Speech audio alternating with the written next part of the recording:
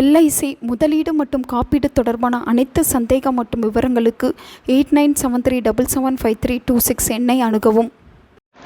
அமாவாசை, பௌர்ணமி போன்ற தினங்களில் தெய்வ சக்தி என்பது அதிகமாகவே இருக்கும். அன்றைய தினத்தில் நாம் செய்யக்கூடிய வழிபாடுகளும் தான தர்மங்களும் நமக்கு அளவில்லாத பலனை தரக்கூடியதாகவே திகழ்கிறது. அதிலும் குறிப்பாக அமாவாசை தினங்களில் நாம் செய்யக்கூடிய எந்த ஒரு காரியமாக இருந்தாலும் அது முன்னோர்களின் அருளால் சிறப்பாகவே திகழும் என்பது ஐதீகம்.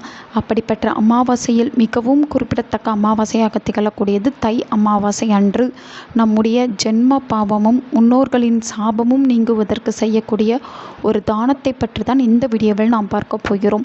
ஒவ்வொரு மாதமும் வரக்கூடிய அமாவாசை என்பது முன்னோர்களை நினைத்து வழிபாடு செய்வதற்கு உகந்த நாளாக திகழ்கிறது. அதோடு மட்டுமல்லாமல் அமாவாசை தினங்களில் பெண் தெய்வ வழிபாட்டை நாம் செய்வதன் மூலம் நமக்கு அளவில்லா பலன் கிடைக்கும். அந்த வகையில் தை மாதத்தில் வரக்கூடிய அமாவாசை என்பது ஜனவரி மாதம் 18ஆம் தேதி, அதாவது தை 4ஆம் தேதி ஞாயிற்றுக்கிழமை அன்று வருகிறது. அன்றைய தினத்தில் நாம் எந்த ஒரு பொருளை தானமாக தந்தால் நம்முடைய ஜென்ம பாவம் தீரும் என்பதை பற்றி தான் இந்த வீடியோவில் பார்க்க போகிறோம். பொதுவாக தினந்தோறும் நாம் செய்யக்கூடிய தான தர்மம் என்பது நம்முடைய கர்ம வினைகளை போக்கும். அதிலும் குறிப்பாக அமாவாசை தினத்தில் நாம் எந்த ஒரு பொருளை தான தர்மத்தை செய்தாலும் அது முன்னோர்களால் ஏற்பட்ட சாபத்தையும் தோஷத்தையும் நீக்கி முன்னோர்களின் அருளை நமக்கு பெறச் செய்யும். முன்னோர்களின் அருள் நமக்கு இருந்துவிட்டால் நாம் செய்யக்கூடிய எந்த ஒரு காரியமாக இருந்தாலும் அந்த காரியத்தில் வெற்றி உண்டாகும். மேலும் நம்முடைய வம்சம் வாழையடி வாழையாக வளர்ந்து கொண்டே வரும்.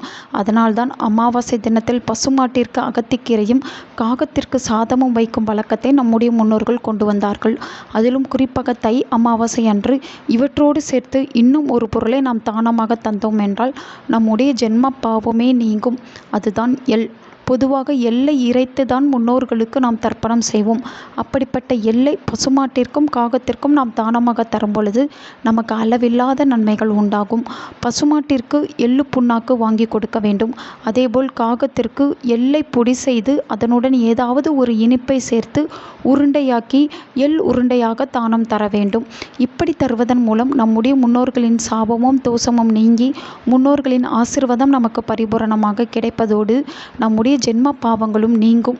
எந்த ஒரு பொருளை நாம் தானமாக தந்தாலும் தராவிட்டாலும் இந்த ஒரு பொருளை பசுமாட்டிற்கு அல்லது காகத்திற்கு அல்லது இரண்டிற்குமே நாம் தானமாக தருவதன் மூலம் அனைத்து விதமான பிரச்சனைகளும் நீங்கி நன்மைகள் உண்டாகும். இந்த எளிமையான எள் பொருளை வைத்து முழுமனதோடு பசுமாட்டிற்கும் காகத்திற்கும் தானமாக தந்து நம்முடைய ஜென்ம பாவத்தை நீக்கி முன்னோர்களின் அருளாசியை பெற்று சிறப்பான வாழ்க்கையை அமைத்துக் கொள்வோம். நல்லதே நடக்கும்.